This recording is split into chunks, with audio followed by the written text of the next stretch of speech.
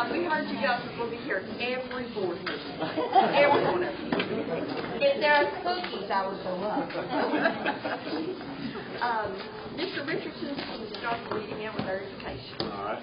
Let's pray.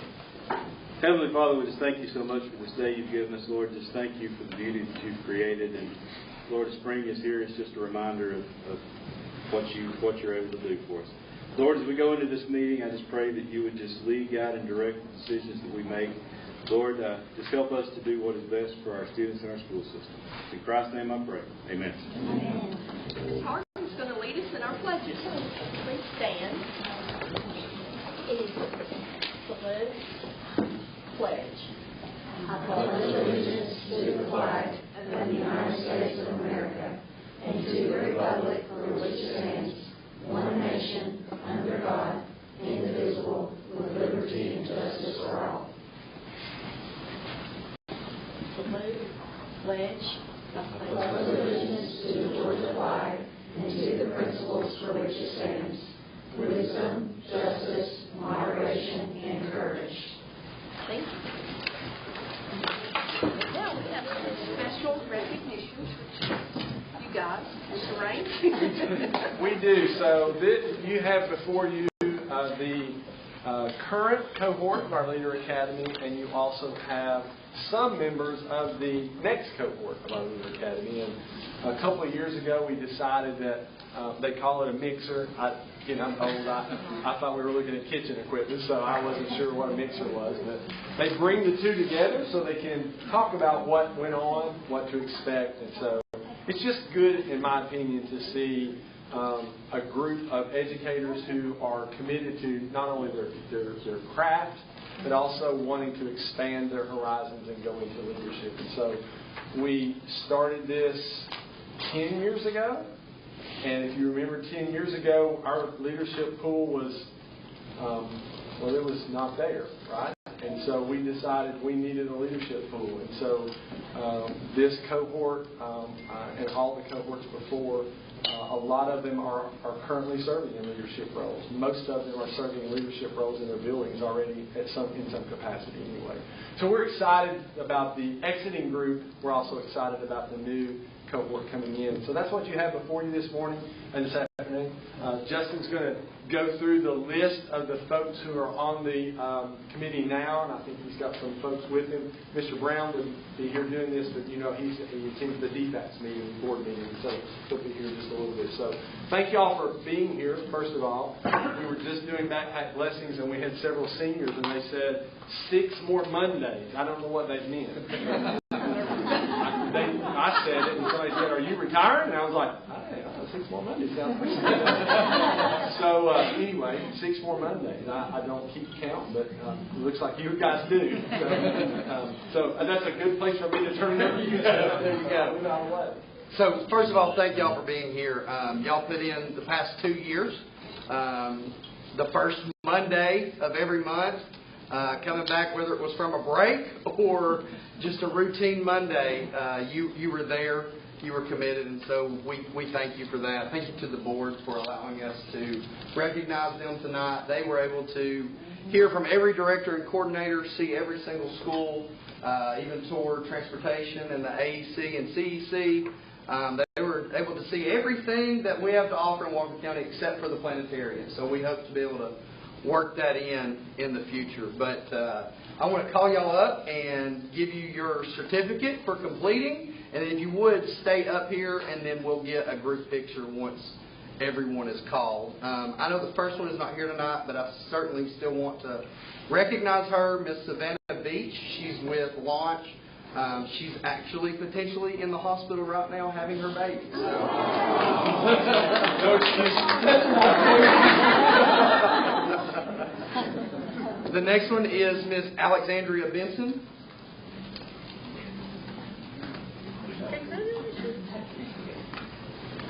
Miss Jacqueline Brown.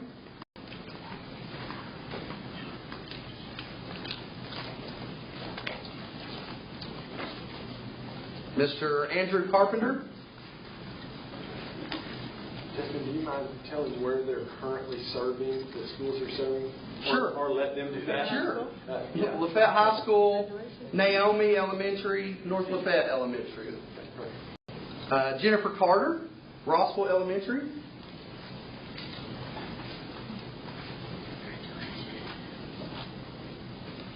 Madeline Inslee, Lafayette High School.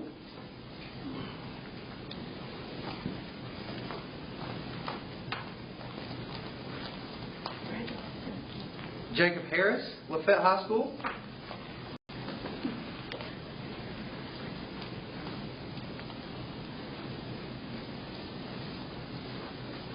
Get one fan back there. That's right. Anna Horn and Cherokee Ridge, right? Yes. Okay. Home right now. Home right now, yes. Allison Eisenberg, Rossville Middle School, and assistant baseball coach.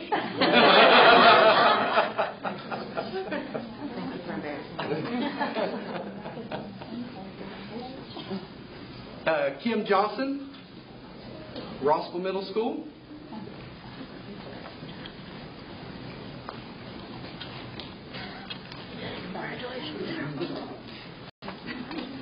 Whitney Kaiser was Rossville Middle School and at home taking care of a baby now.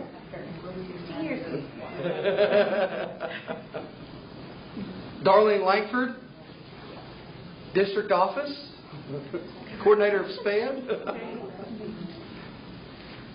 Steve Lewis, Rossville Middle School.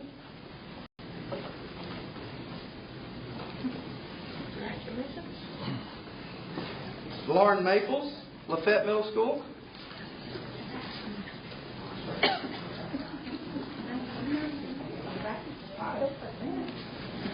Stephanie Maroon, Rock Springs Elementary.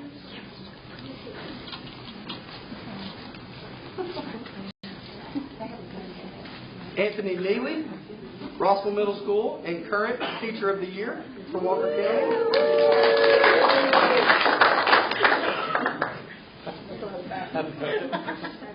Jennifer Palmer, Naomi.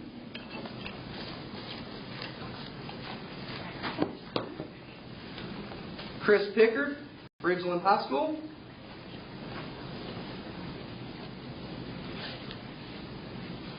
Julie Shaw, Lafayette High School.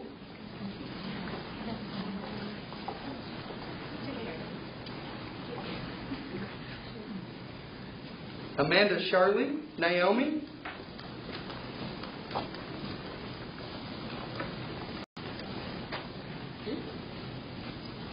Katie Stewart, Channing Valley Middle School.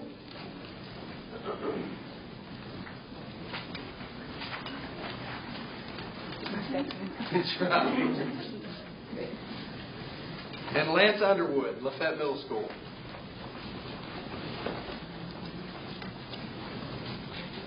Let's give this group a round of applause.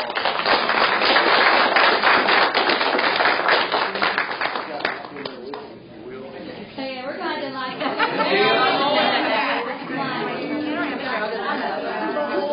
There you go. Yeah, that's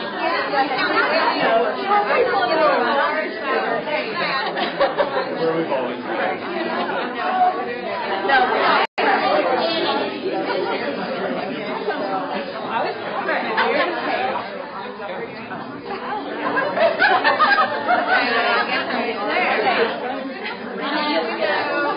That made it wrong.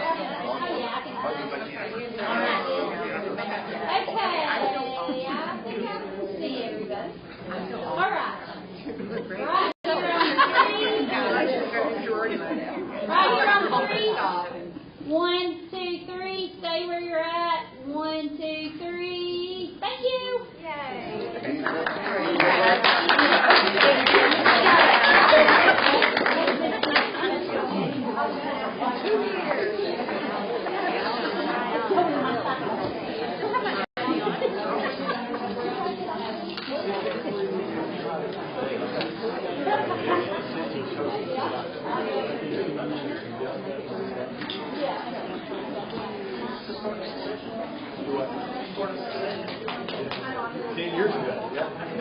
So this is a moment where we'll pause. If you would like to leave, if you get into leadership, we require you to stay, but no.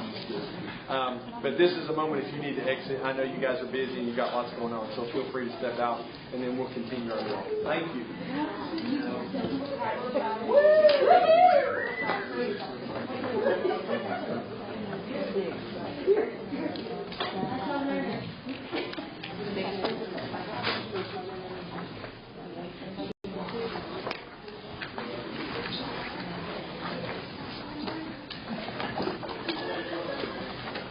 Okay, items of information.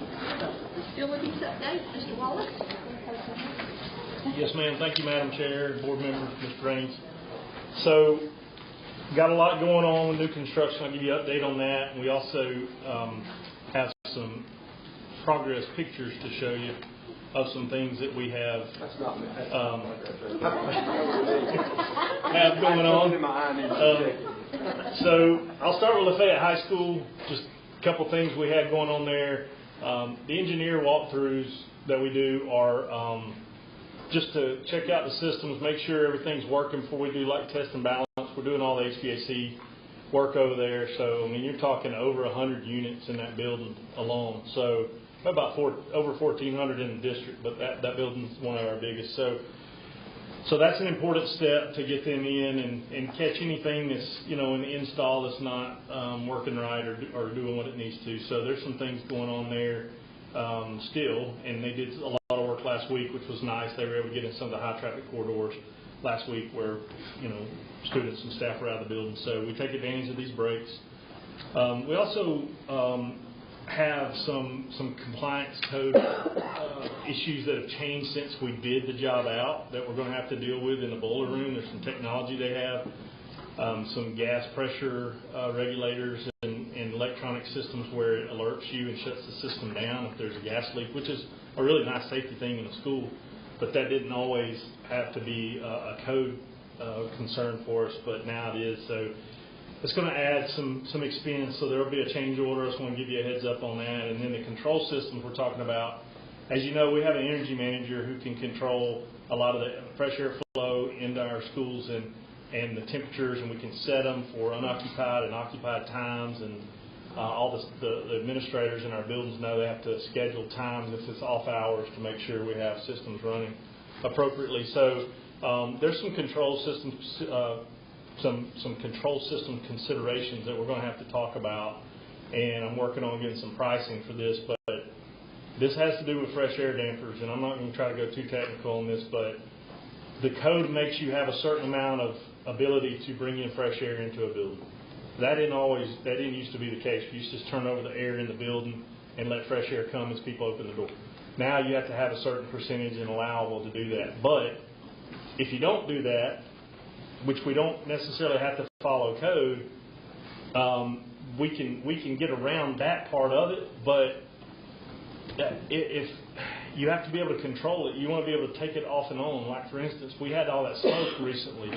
We shut down all our fresh air dampers because we want to bring that into the building, especially for those with sensitive medical issues. So we want to be able to control them if we put them in. If not, then we got to understand that when we test and balance these systems, they're not going to work at the maximum efficiency. So there's some considerations there working through. Josh is really involved in that piece of it and working with the contractor. So it's going to be a little bit of an expense if we have to replace the actuators and the system and controls that we have on our units now.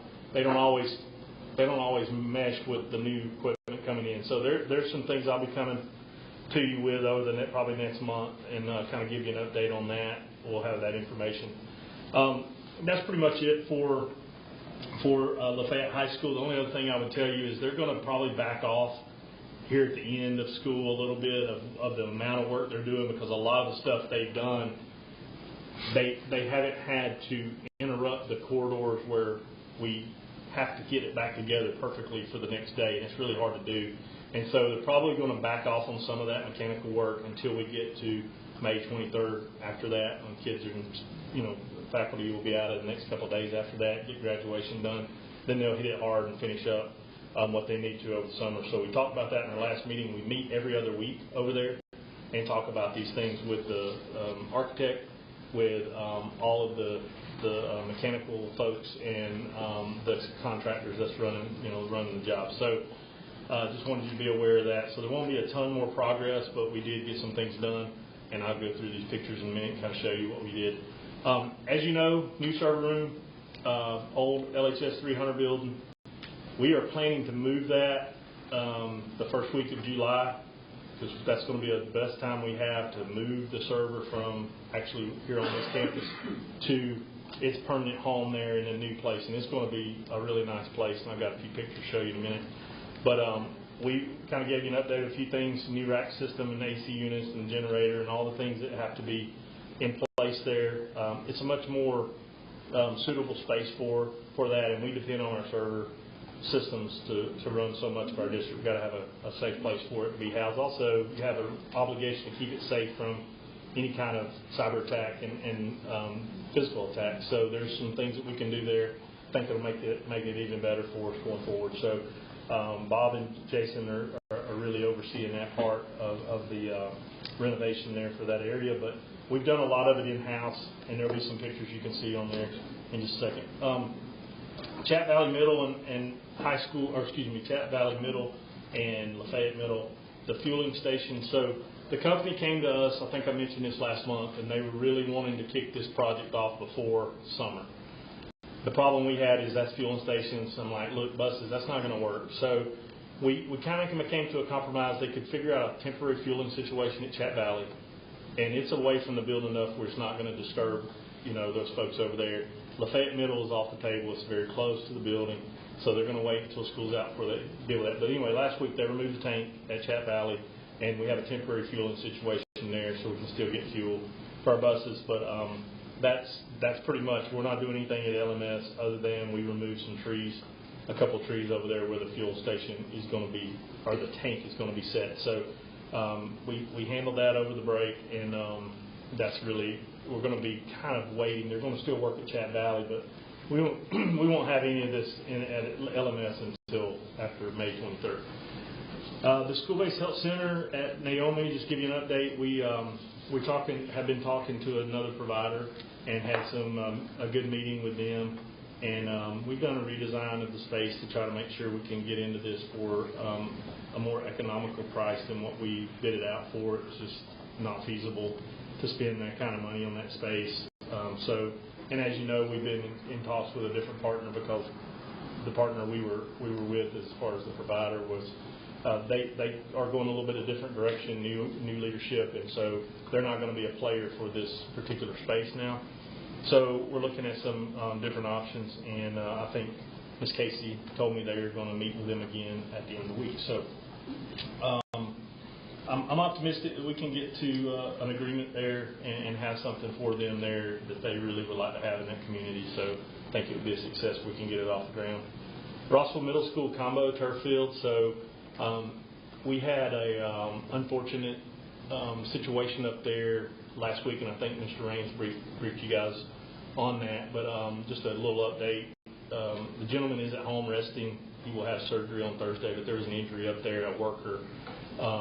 So anyway, it's not life-threatening. It was a leg injury, lower leg injury, but we did have that happen as part of the grading. It was kind of a freak thing, but it just reminds us of these are dangerous areas that we are operating on inside of schools. So if you hear somebody complaining that we're locking them out of as part of their campus, there's a reason, and I just wanted to mention that to you guys. But the gentleman is going to recover fine, but it's one of those things. It's a freak accident. Boulder dislodged, and it broke his leg. So anyway, so that will be that will continue on. That I mean, they're just stopped by the weather right now, but next few days hopefully we'll get dried out. And there will be some pictures here. You'll see it looks quite different. Been a lot done on that site, and so I'm excited to show you what's going on there. Rock Springs, not a lot to talk about there. Just that's what's coming up, and we have been doing a lot of work preparing, and of course trying to make sure the equipment's getting here on time. Planning, procurement, of course, and then launch College and Career Academy. We did get the final design in place. The pre-bid took place last week. Josh handled that. I appreciate him working. He did not get a spring break. Tommy didn't get much of a spring break, so our guys, it's kind of time for us to get some work done, but I'm grateful for those guys working hard. over here for us. And had a good turnout for the pre-bid. Estimated cost $3.5 million by the architects, and then the bids are due next. I think that's next Thursday, the 17th. And so we will see where we come in and who bids on that project. And I always like to say competition is a good thing for us. We want to have a few bids. That always helps us out. Just the other items I wanted to mention, we did have all our playground equipment safety inspected over the last couple of weeks, and I found out today I'll get that report a week from today. So I'm interested to see what all, they determine out of that. I think that's probably a good practice for us annually to do. We did roof some trees, maintenance there. We had a massive tree between our property and the house that next to us there that was causing some issues for us, and it had to go. And it took them 3.5 days just to get that tree taken care of. So it was a pretty significant endeavor, and then they took care of some other stuff. Only thing I want to mention about activity bus training compliance is that we are we're actively collecting the folks that are interested. We've done meetings at both high schools to get information out there, people that want to be involved in this, and what all does have to take place, because it's not as intensive as getting your CDL, but there are some things you have to do. You do go in a separate drug screening pool, and you have to have a physical, and you have to do some loaded hours and things like that with the 14+1 passenger bus. So it's not just here's the keys, right? But there are some things that we have to take care of in a lot of organizations. So Holly Pickard has taken on the lead of overseeing that piece of this for us and communicating with the schools. And so the high schools are starting out there. Of course, we want to expand this out in middle schools, have these units available as soon as possible for our trips to be able to be taken and for small groups to be able to be transported in this way. Chat Valley roof, this has kind of been a long process to get to this point. This is kind of the final step where we had the roof warranty inspection and certification by the actual manufacturer. They come out, inspect, and make sure the installation was done right. And there were some lighting repairs. When you put in lights throughout a whole school, you're going to have some controls or some lights themselves that are problematic, and so we had some warranty work there. We did PRVs at Fairland Elementary. We're trying to switch over to a single type of pressure reducing valve for our water supply, so that we have the parts to work on them in case something happens. It just makes sense to be more streamlined there, and something we know, and so we're trying to catch all these up little by little. They're not real cheap, so we're not doing all of them at the same time, but that is something we try to do in off times, and we got Fairland taken care of over the break. We do have a sewer pump issue at the ball fields at Saddle Ridge. We were optimistic that they were going to get the pump in so we could replace that over the break. They're working off of a portable right now, and I appreciate the school being patient. I know it's not ideal for baseball season out there because it's not a close walk to the school from their facility, so they're really out there kind of on the island. So hopefully we're going to have that taken care of in the next couple of weeks. We're just waiting on the pump to come in, and then they will get that changed out. Chat Valley Middle School baseball and softball field. So I've been dealing with a turf grass specialist that kind of helped us when we ran into those issues back at the end of or coming into fall last year. We had an application issue where we had a lot of kill out there, and so we've got a plan. We're going to spend some money to make sure that those places, it's a great, beautiful facility. I want the grass to be great along with it. I want it to look nice when people drive by and see it, and I want to make sure, most importantly, they have a nice surface to play on. So we're working through that. And then Bob was reported on the wireless configuration survey. They actually went to every school over the break. He worked almost every day too, and they went through to survey any spots or any issues we have. We depend so much on wireless technology now. We got to have anywhere in our school able to be connected for our kids and our staff. It can be a safety issue if we don't have the connectivity, because we're dependent on a lot of these systems for a lot of reasons. So he went through and did that configuration with them and found some things, so we're addressing those. I've got some pictures, and then I'll take questions. I can take questions now, but the field is the first one I have here. Of course, this was yesterday. We got 3.1 inches of rain up there at that site, so it held up really well, but it's muddy, and so you can kind of see what we're up against. So that first picture's up top, standing on the grade. This picture is looking up what will be the drive to get up there. There was a really rustic trail to get up there. It wasn't very vehicle friendly. It was barely foot friendly, but now it's going to be much better. This was part of the basin. That's actually what they were installing when the gentleman got injured. But that's down along that bank. One thing Mr. Morrison had asked about was, could we please clear that bank and make that a nice area, and we'll plant grass on it. And so then that's going back down toward the baseball facility. So it has changed the complexion of that place quite a bit, but it's going to be a beautiful facility. I'm excited about getting that wrapped up. Rumor has it we're building a subdivision up there, so. Okay. The server room. So this just gives you an idea of some of the equipment that has been installed there. And this is looking back down toward maintenance and back toward the old LHS field. So they have a liquid-cooled system that will cool the server, and I don't understand that because I was told you don't mix liquid in electricity, but anyway, that's how they cool these systems nowadays. And there's a backup generator, of course. Some internal, this is part of the internal side. We got a couple of offices up there where Bob and Jason will be housed. They're in a mobile unit right now by maintenance. This is some of the server equipment in that room that will be housed there. That is expensive and hard to get stuff, so I'm excited that we got that on hand. And then there's going to be a warehouse for their technology in this space too. So they've really done a good job of building that out. This bathroom that we've renovated there, and then a conference room on the left there. That picture, it's going to be a nice space. That building has great bones, and we want to capture that space. You know, it's a lot better than going to build something from scratch. So I'm excited we were able to get that done. Appreciate you guys supporting that. Chat Valley Middle School fuel tank. There's not a lot to see here, but I wanted you to see what they've done, and they wanted to try to get the worst of this tearing up the place done over break, so it didn't interfere with what they're doing out there on the daily during school time. So that island is being completely revamped because we did take the tank out there.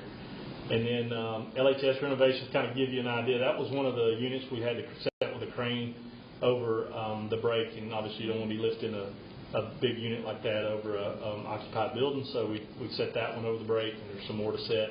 And then that kind of gives you an idea of what they're having to do.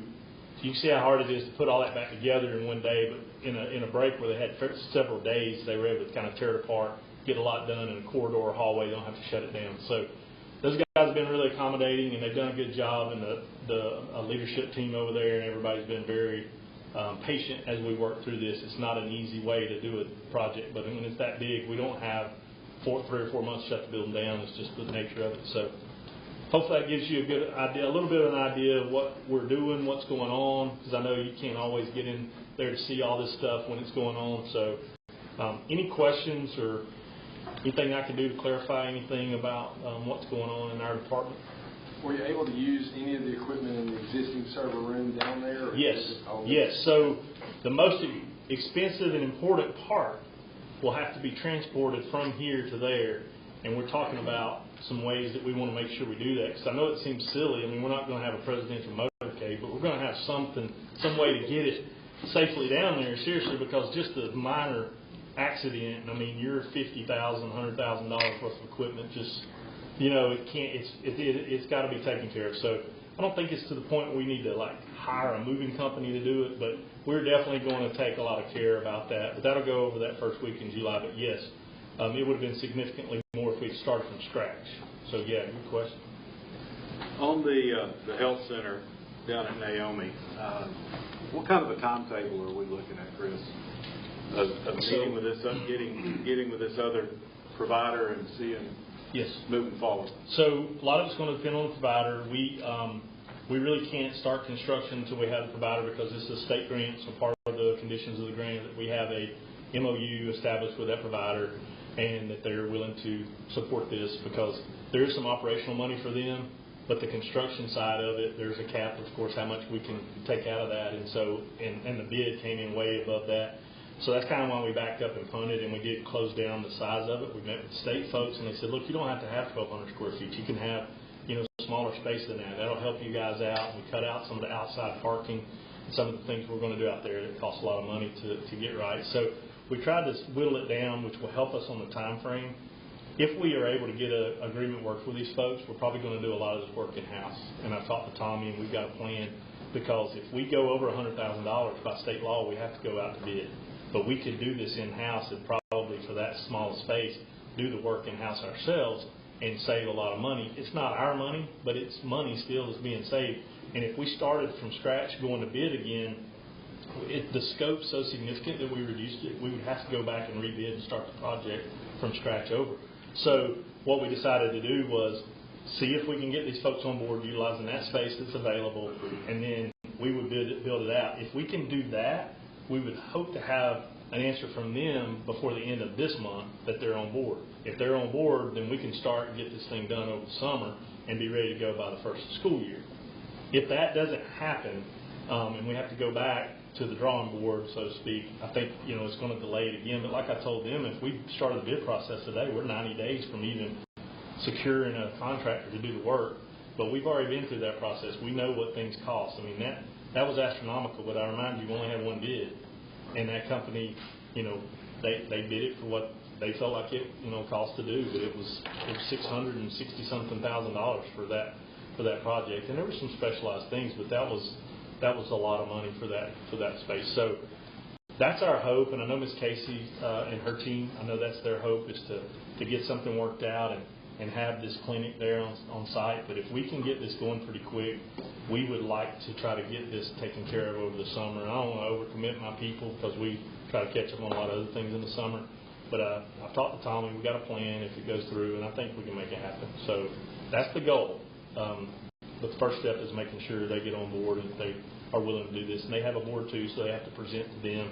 And I believe, Mr. Casey, are they out of Blue Ridge? Isn't that where their home office is? And they have these in multiple school districts, including Gilmer and Lumpkin County. So they do this. They know what they're doing, but they got to decide it's a good fit for them, too. Thank you. Yes, sir. Any other questions?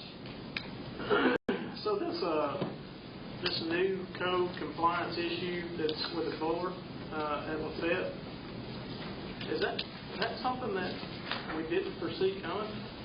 So if the code changes from what the architects draw up when they start, this project's been going for a while, so the design phase was in, a year and a half, probably 2 years, going on 2 years ago. So in that amount of time from the time they drew it up, there were some things they've added to this type of equipment. They're changing constantly any kind of safety equipment or any kind of, I'm not going to say it's always in the name of safety. Sometimes it might be in the name of money. But they change things all the time on codes of what they want. Somebody has a bright idea that this needs to be in there. Now, I think for this particular one, it sounds like a great thing from what I know about it, a piece of technology to make it safer inside of school. I should have taken, I will get a picture for you guys of our room there, a mechanical room at that school with all the boilers, with all of the pumps and everything that goes into a water source system. I mean, it's a pretty significant operation in their plant system, they call it. So I get it. There's a lot that could go wrong in that mechanism, and so yeah, I get it what they're saying. But they came back to us and they said, hey, we're going through this now. It's time to start really revamping this part of it. Here's what we have to bring this up to this level of code. So, I mean, I don't think some of this stuff you could ever see coming. I'm sure some of it's like legislation or anything else. They talk about it and then finally end up putting it in. But the architects, that's their job, is to stay on top of this stuff. And so when they do, they don't want us to have to go back and put it in later either. They want to be able to do everything up front. But when this stuff comes up and we are going through the process and it is something that's required, especially a safety mechanism, we kind of don't have much choice. So no, it wasn't foreseen. I guess what I'm asking is I wonder why these guys didn't see that it needed to, that the new code compliance was coming down the pipe in order to scope this. My understanding is that it just changed, recently, and I don't know how recent, but my understanding is that this is something that is pretty hot off the press that you're having to do. But when we go to get closeout documents and we go to get warranties and things like that, then if we don't have it, like we're not subject to codes like local building codes, but we do have some safety codes and national codes that we do have to follow. And if we didn't do that and something happened, then of course then we're going to be liable. I'm familiar with that. I'm just wondering how much this extra is going to cost us. Yeah, and I'm curious too. I don't know what I really don't know what to expect, but that's something that's being investigated now to give us. I mean, I'm also used to us having money built into projects, so we don't have to come back to you guys every time there's something, because when you have an $8 million project, there's inevitably going to be things you run into, and anytime you put a dozer on a site, you're going to run into something, rock, compromised soil, something that you're going to have to knock. So RK Redding does a good job of putting contingency in there, and it might be that we have money in there to cover it, but it still will be a change order, and we would want you guys to be aware of it, even though we wouldn't have to approve more money toward that project, but you would still need to be aware of a change order. That's policy. That's what we need to make sure we're doing on the transparent side. So, but yeah, I've just found out about this actually on Thursday of last week. So when we meet with the architect on Thursday of this week, I will ask those questions and get a little bit more information. I just kind of wanted y'all to have a heads up that it was probably coming down the pipe, and I don't know what to expect, because I haven't heard of this technology and this new code that they're talking about. This is new to me. We had water source over there too, and we didn't have anything. We never had to do this, so it is new. But we'll see what they say, and we'll have to address it, whatever it is. But I can't imagine it's going to be hundreds of thousands of dollars or anything. I think it'll probably be under $50,000 is my hope, but I don't hold me to that. So I hope to know soon, and as soon as I do, I'll be glad to report that. So the launch bid at 3.5, does that include the 3.1 of the grant that we got, or It'll include $3 million of the grant. okay, all right, so it's not 3.1 plus 3.5, so it's not like 6.6. No. Yeah. Total project cost. Yeah. And also, Mr. Cruz and I have had a couple discussions, of course, Dr. Wilson. So there's equipment grants that we can capture, and we've been taught, like that's been a little bit tricky. I was CTA director before too, and I know how this works. But typically, you're adding equipment to your property, to your building. And with this not being our building, there was some talk and discussion. But I think we're going to be able to apply. It doesn't mean we're going to get it, but we can apply for equipment grants for these new programs. And I know Mr. Cruz all over and going to try to make that happen. I can jump in on that. Actually, it's a non-competitive grant, so it's just a matter of us getting the application in. But the timeline of it would be that we may not receive all of that equipment. Say hypothetically that our new pathway labs are open for this fall. We wouldn't necessarily get that equipment this year. We would get it the following year. So we're looking at staging that equipment, what we need for the first year of the pathway versus the second year, and using the grant money to cover the more advanced equipment for the second years of those pathways. One last thing. Yes, sir. The Saddle Ridge issue, is that pump under warranty? So That place is like 2 years old, right? 3 years old? The ball field. It's not very old. I'm not sure, to be honest with you, how old the ball field is. I do know that they have had issues. They have had some issues there. Typically, pump systems like that, you're talking 1 up to maybe 5 years, possibly. But yeah, certainly. I know Tommy's dealing with the folks that we utilize for that for us, because it's a pretty involved thing. But that's not a cheap expense either. It's something that's pretty hard to plan for. But pretty much everything we do in maintenance is unplanned. I mean, as far as repair, right? It's hard to predict repairs, but yeah, we got to have it. It's got to be in place there for those facilities. But I didn't realize it was that old. Yeah. Oh, that's fine. I'm not the person to ask. I'm sorry. She graduated in 2023, and she didn't get to play on it at all, but we brought it before the board, and she was in 7th grade. Yes, So 6 years?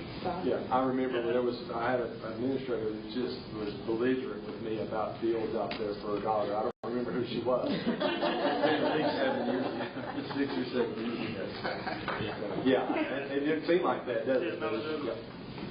It's a great facility, and I appreciate your patience. We get this. I would have thought we would have had it in hand and been taken care of last week, honestly, but having a little hard time getting stuff like that sometimes, and we're playing a waiting game. So, any other questions? Well, thank you so much. Thank you, Mr. Ross. Financial review? Thank you. The financial report for the month ending February, I've got an error on my phone, 2020. Sorry about that. Total revenue, $81.6 million. Total expenditures at the end of February were $61.1 million. The unassigned fund balance was $53.7 million. Outstanding encumbrances or open purchase orders, which when you tell the schools that they're about to run out of purchase order time for the school year, they open a lot. So $534,031 in open purchase orders at the end of February. Federal expenditures at the end of February were $6.1 million. The 2017 SPLOST fund balance was $187,495.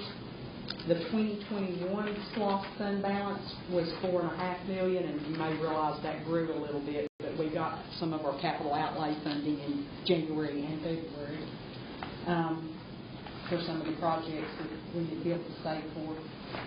The 2021 debt service fund balance was $4.1 million, and our SPLOST receipts through February were $5.5 million.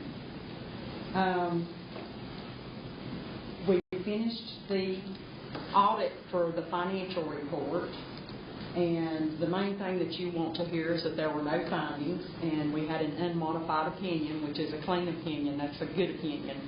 Can't get better than that. So the Georgia Department of Audits, or DOAA, sent the electronic version of the audit to me, Mr. Raines, and each board member. She sent it through DOAA secure file. And if you're anything like me, you might not want to click on something if you're not familiar with it. So I'm not sure why they sent it like that. But I would be more than happy to email to your Walker Schools address the audited financial report and the reports that she sent to you. It is also available on the Finance Department on the website. And the Georgia Department of Audits used to provide paper copies for any board member or finance director that would like a copy, but they no longer do that starting, well, I think last year. But if anyone would like a hard copy of the audit, I can print them and make that available to you at the next board meeting. You want a hard copy. But would y'all like me to send the emails, or any of you have trouble opening the secure file she sent? I'll just send it to you. I've not seen it. I didn't get it, so maybe it's coming on the board late. It looks like she sent it. She didn't send it to the Walker Schools addresses. Were you able to open it, Mr. Raines? Did you see that? Do we have an audit? A lot of times it'll go to junk too.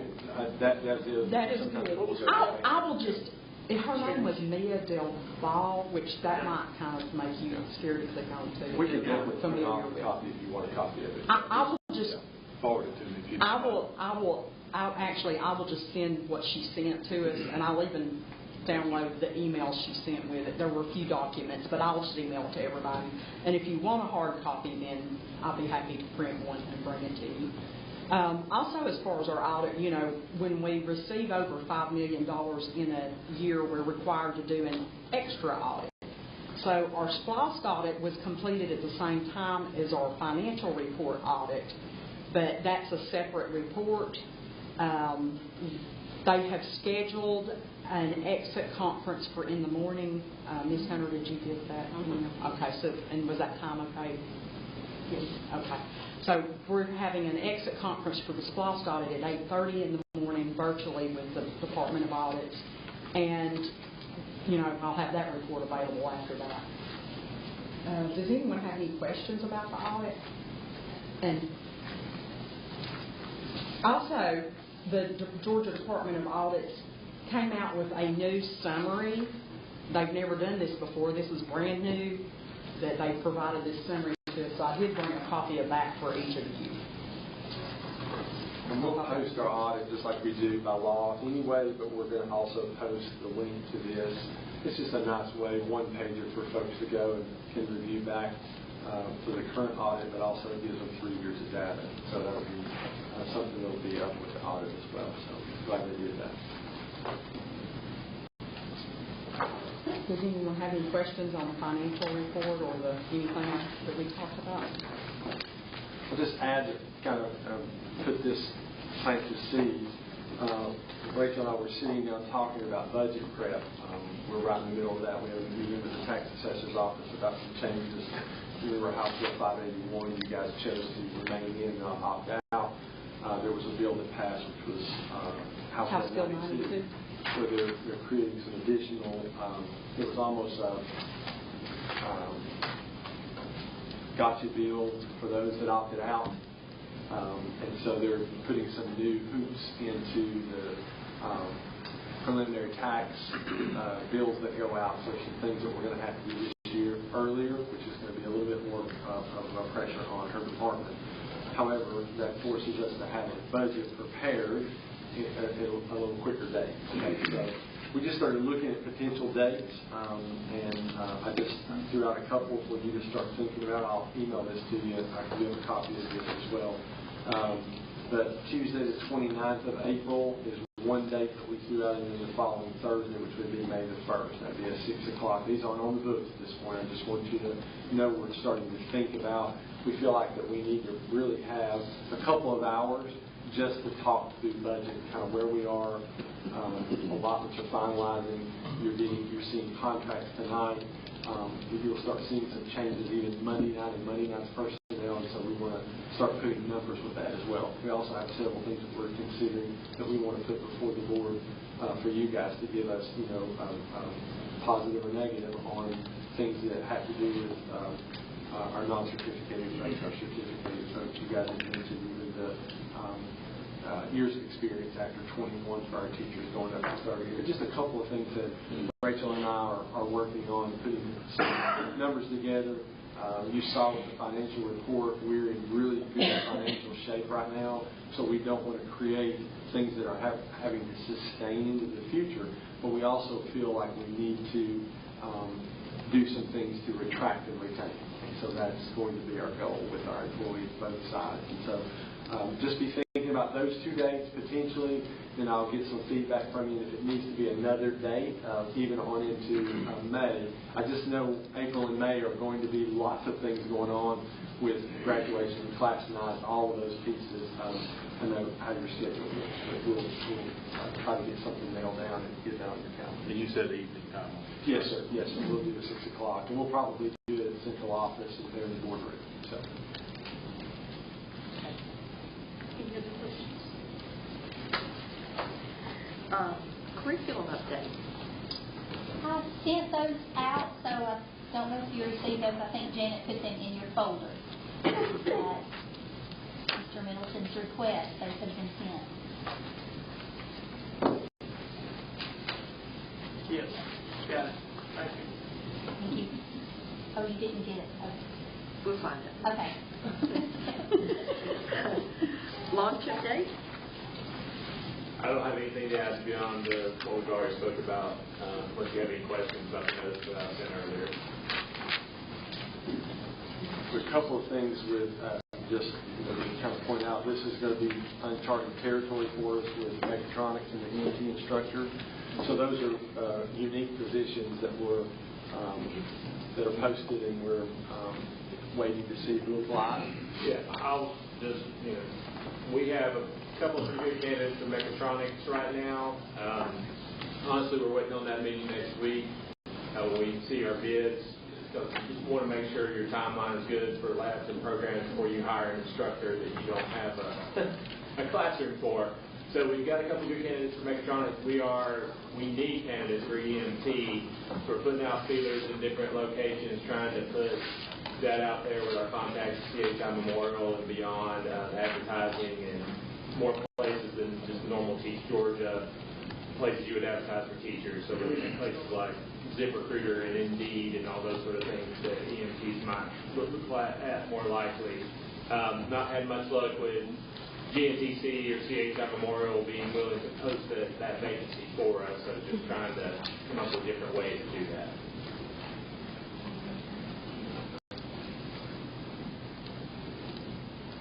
questions?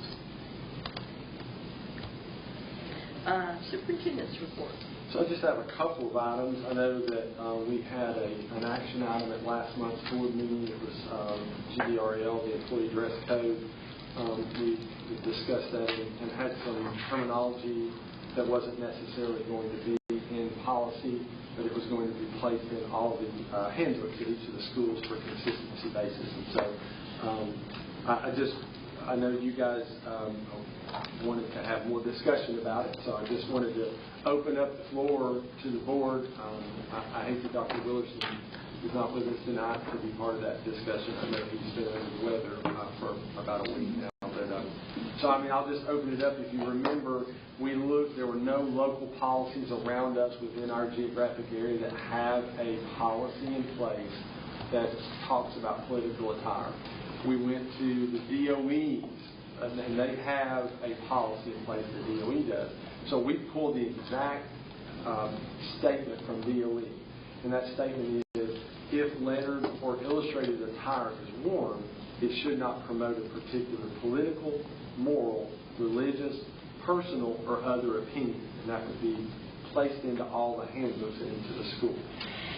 It would not be policy per se. It would just be in there with professionalism for our employees. And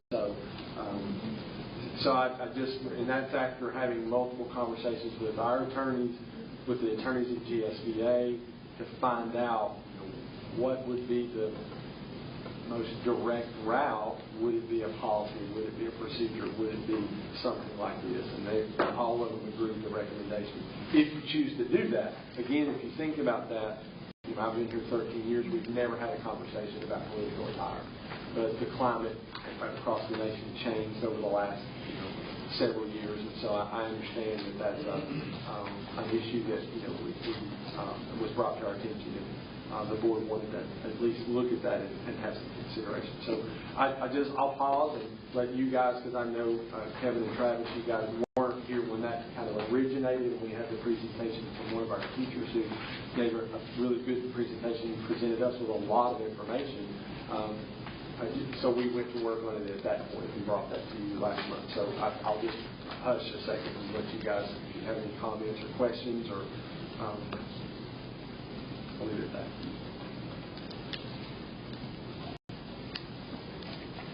I'm fine if we just table this another week. We've got so much going on tonight, but that's just me. Any of the rest of you have an opinion? I'm good with your table. So let's just table this. In tabling, do you want more information, or are you just more discussion between the board members? Or More discussion, more time to think. Okay. Sure. So if you do need anything else, let me know, because we had, there was a lot of information that we gathered, so I'd be happy to send that to you. I have Mr. Brown send that to you for your consideration as your strategic. The only other thing that I have is we're getting pushed up against the date of the GSBA legislative delegate and alternates. So that's something we have to get to them by the 10th. And we put that off a couple of months. And so, Ms. Chair, I'll just let you open that up if you want to nominate someone, or if you want to ask someone if they would be willing to do that for the summer conference coming up in June. Well, the one before that, for the launch. Yes. Actually, I think some of us had some conversation about that. About the board of directors, okay, and that would be like an ex officio type membership, and it would be for the board member to attend those meetings and then be able to come back and during Zach's report be that liaison to talk to the board about some of the things that we're discussing at launch. Yeah, and of course it's open, but I would nominate Mr. Middleton for that. Okay. So are you willing to be the? I don't see why I couldn't. We meet on Wednesday. Last Wednesday of every month. Yeah, last Wednesday. Yeah. 11:30. That's fine. Okay. They're at launch, and they've done some Zoom at some point too, but typically it's in person. And our board rep has to provide lunch every time. Is that right? That's right. Get that in. It doesn't have to be much, but Thursdays. We'll move to Thursdays. Thursdays. Got warm up. There you go. perfect. I'm glad. I skipped over that, but I knew the GSBA one has a deadline on it. So, yeah. And back to the GSBA, that's hard for me with work. If there's anybody else that's willing to volunteer, we'll take volunteers before we nominate Two volunteers. Yeah, the delegate and alternate. And then in case they both have to be down there, if I remember correctly. Yeah. I'm in the same boat. Anything daytime is And this is, Kevin, this will be June the, oh, wait, hold on. I may have it right here. Let's see how prepared. This is, Travis is correct. Mr. Wilson is not here. So, you know what happens when you're not here? no, I was going to recommend that, but I didn't want to overstep. So, June 6th and 7th, Kevin. So it's a Friday, Saturday conference. And it's in Savannah. Typically, we would go down on that Thursday, spend the night. You're there Friday, Saturday, and then I force you out on Saturday. So, yeah. But I'm fine with Dr. Willerson being our person, and then if somebody wants to volunteer as the alternate, just in case he can't attend, or if they'd like to attend as well.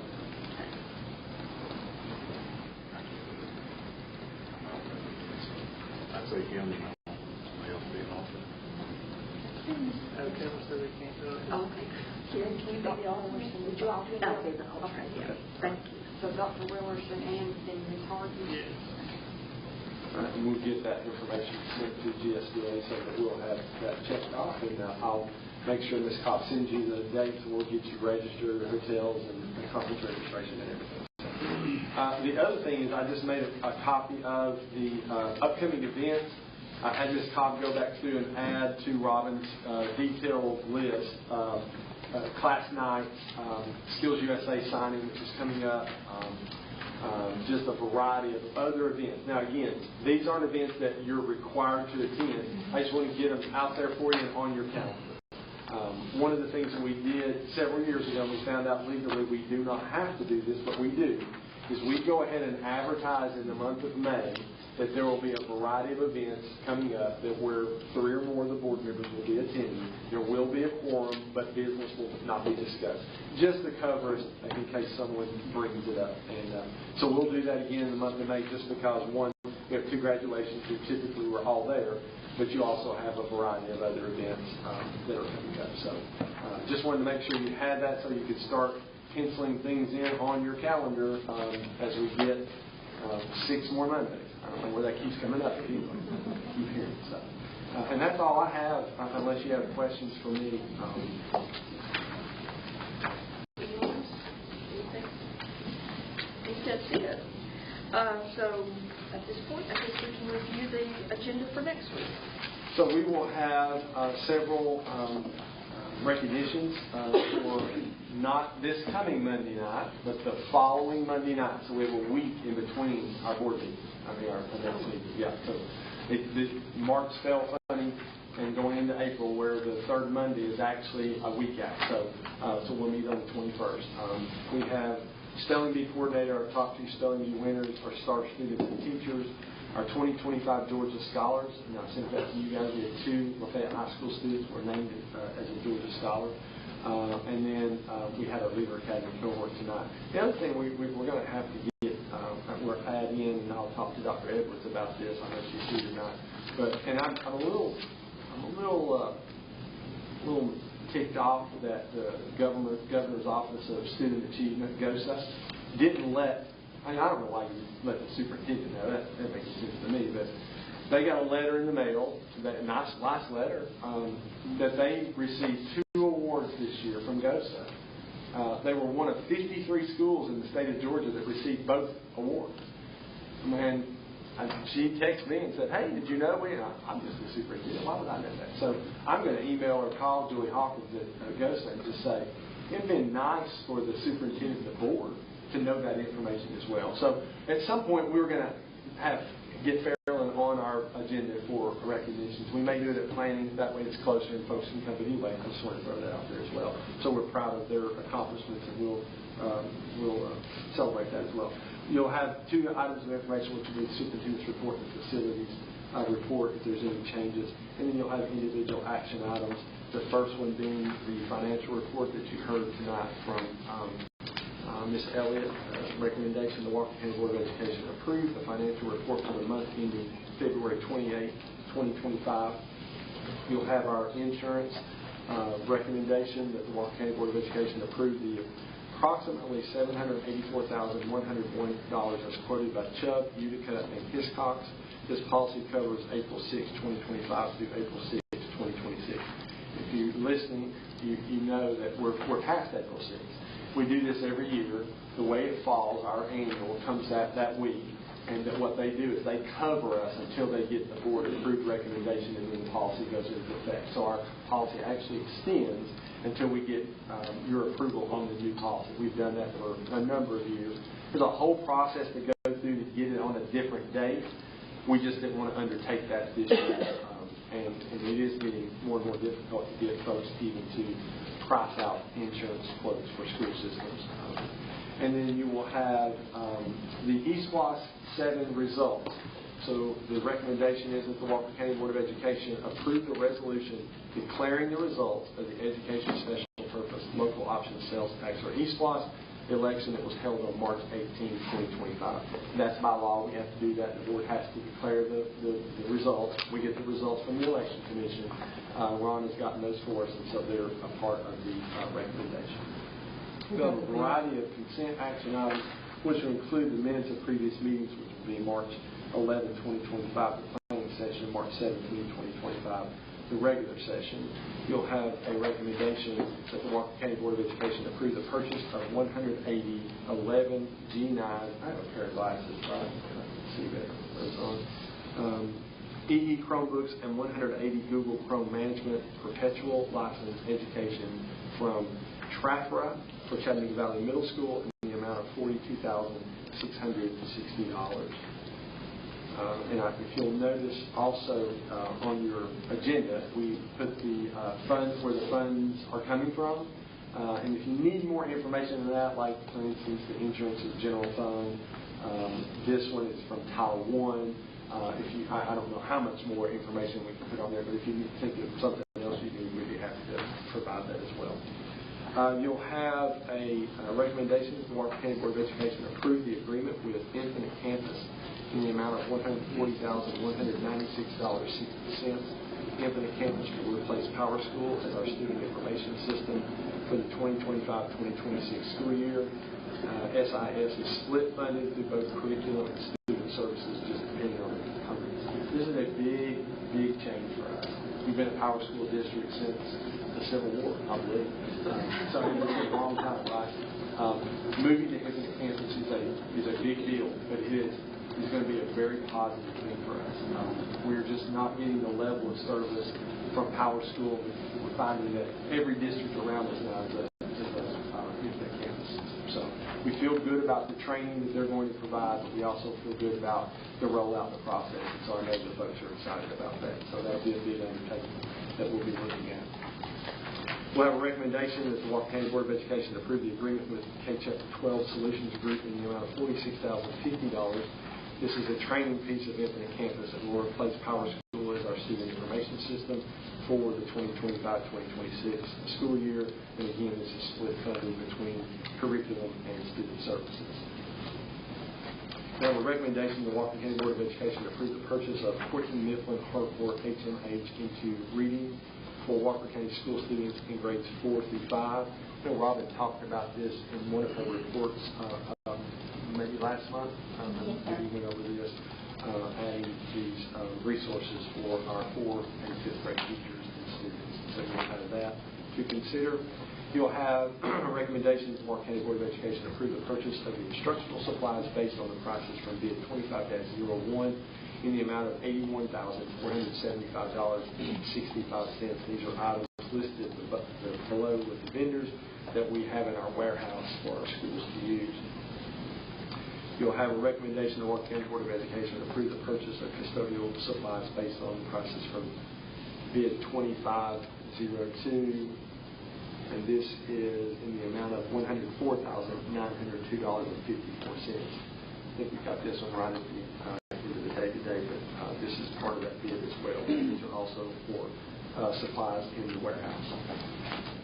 And then we'll have a recommendation to the Walker County Board of Education approve the contract for Spectrum Center Incorporated for classroom and behavior and support services for our students on the autism spectrum.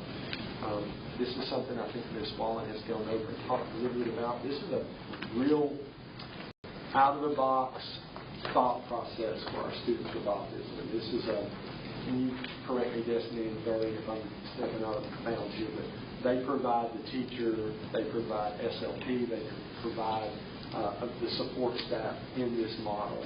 And we're not having to do the hiring, we're not doing it, but the contract covers all that for us. And these are becoming harder and harder to find folks with the skill set. One, the training and background to deal with is not the right word, to assist our students with autism. And that's becoming more and more prevalent in our area and probably across the country anyway. But I was just really proud of them for going out and finding a solution that was nothing against our teachers at all, but really getting some specialized services for our students who are impacted by autism. So we're really excited about what that's going to look like next year. And I think that takes care of our agenda for a week from Monday evening. Okay. We do have a need for executive session, personnel, and possible litigation. Yes, ma'am. We need a motion. Second. All those in favor? We're adjourned. We are back in motion, and I'm going to do the recommendations, and then we'll pull out some separately after we do all that. We have recommendations for personnel for certificated, non-certificated, and others. Do we have a motion? Travis, second? Second. Okay. I need to abstain. I, Karen Hart, abstain from Brandon Scott Harden and Christine Jeanette Harden's contract. I approve all the others. And I need to abstain from Patricia Richardson. Okay. I'm going to abstain from Brennan Scott Harden and Lisa Mary Edwards. Lisa Edwards. Travis, you good? I believe so. Okay. All those in favor? Okay, we need a motion to adjourn. Motion. Motion. Second. Second. Second. We're adjourned.